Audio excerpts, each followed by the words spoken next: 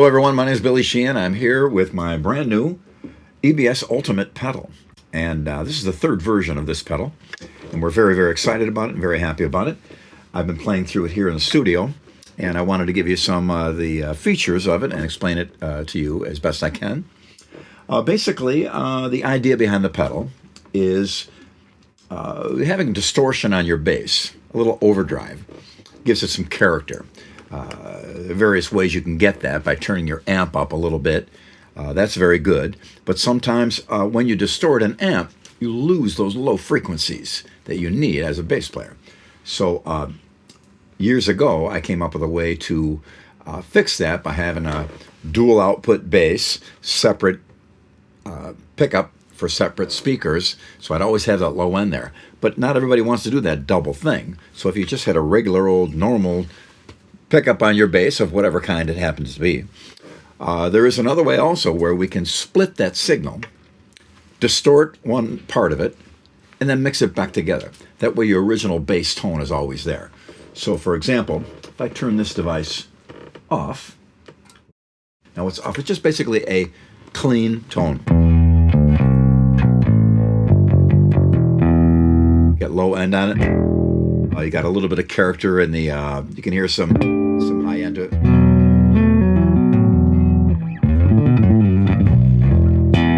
Now if you wanted to add a little distortion to that, that's where this pedal comes in very nicely. I'll turn it back on, but I'll turn the volume of the distortion down. Now, the distortion has several characters you can add to it. You can change the tone of it. You can invert the phase of it. You can do different settings of how high and how low you want the peak in it to be so that it'll give you a different tonality. But right now, it's off with this knob here, which is the mix knob for the distortion. The clean tone is right here, and I can increase that if I like, or take it down if I want to. You have basically two separate signals here. So now I'm going to bring a little bit of the distortion and you see the difference in tonality.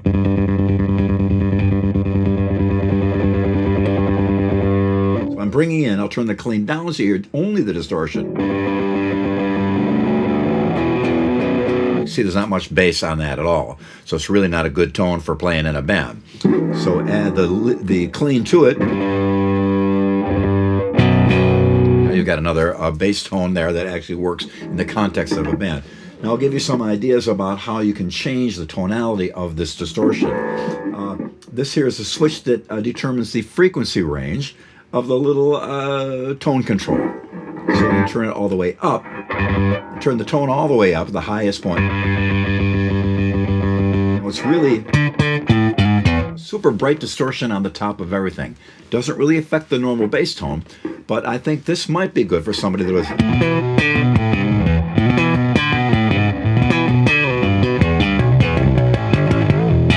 Sometimes when you slap, you want a little bit of that fizz, that buzz on the very top of it to give you your note's definition.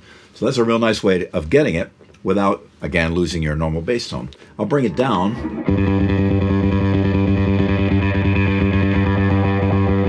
Hear it sweep through the mid-range frequencies. So you can find any spot in there. It's almost kind of like you can get that wah-wah pedal tone where you hold the wah-wah pedal at one point and get this mid-range that cuts right through.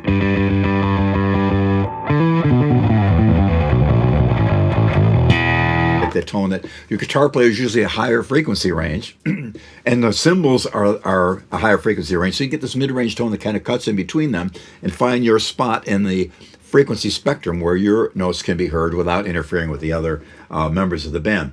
Then you can turn it way down. We'll go to the lower setting, and it'll go all the way down to... I'll show you that without the clean. So it sounds kind of like an old Jack Bruce, heavily distorted bass amp, but you bring your clean, normal bass amp in.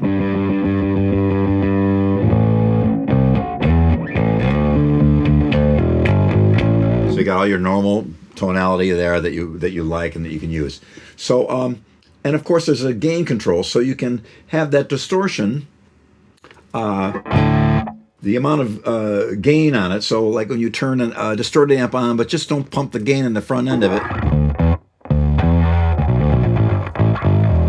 Or or turn it way up, so you got raging distortion.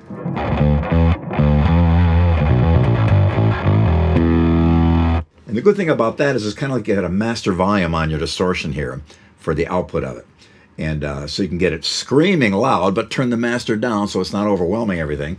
Or get just a little bit of an edge on it and bring that up so you can just get an overall edge to your tone. We have also the loop jack, where you can put a Y connector in there. And if I want to just put a chorus on my clean but leave the distortion unaffected, I can do it. Put it right in the loop of the clean. Or if I want to add some like an octave pedal to the distortion, I can put that on and then turn them off. And you can do a whole chain of effects only on your distortion, or a whole chain of effects only on your clean, which kind of takes that double split signal idea and really gives you control over how you want it to be. And speaking of control over how you want it to be, the inside chip that gives it its tonality and its distortion, you got to take the screws off the back and look at it, but that main chip is in a socket, which means it's not soldered in, which means you can take it out of the socket and replace it with a different chip. Now, Motorola, Texas Instruments, Raytheon, those are chip manufacturers. I believe through the years they've made a dual op amp with 8 little pins that fits into that socket. And you can try those out, old ones from the 70s. I have some ancient ones that I used back in the 70s that I've tried in this pedal that sound great and amazing, but it's different. So you can fine-tune this little box to exactly what you need as a player and exactly what sounds right to your ears. So I think it's a great feature. I don't know if any other pedal has it or not. Probably someone does by now, but I don't know of any. And to get in there and drop in a chip from a different manufacturer will give this distortion a completely different character and tonality, and will work perfectly. A friend of mine, maybe we can add a link here at some point, did a test of about 10 different chips and tried them all out and wrote a little synopsis of each one. So very, very helpful information that he has. Take the screws off the back. If you're adventurous, open it up and try a different chip. And it's pretty obvious how to put it into. There's a little marker into which way the chip goes in, and it should be pretty easy to do. If you're not sure what to do, ask a local technician. They can help you out. But it's a really cool way of getting the thing really fine-tuned to you and your playing.